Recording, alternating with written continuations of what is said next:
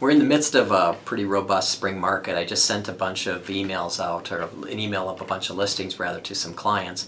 And one of the things that I noticed is there's a bunch of them that are marked sold pending inspection, sold pending other, which typically is related to a short sale, or in a couple of cases where it said pending the sale of another property.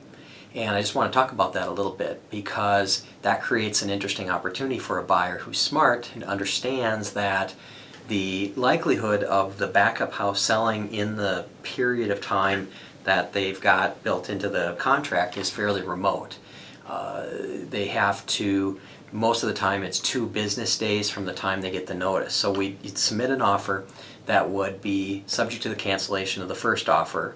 At that point, the seller goes back to, the seller goes back to the first agent who had the offer and says, okay, you guys have, X amount of time, whatever was in the contract, to provide us with a copy of a contract, a purchase agreement on the backup house that's not subject to anything other than financing.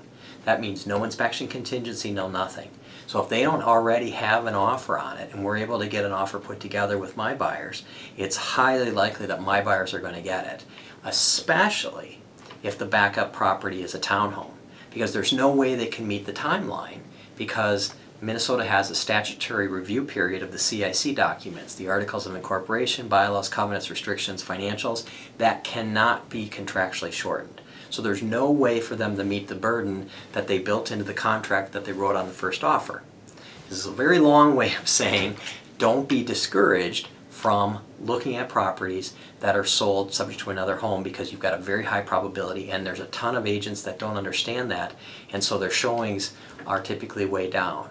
We just closed a property yesterday where we successfully bumped another offer and we got the property.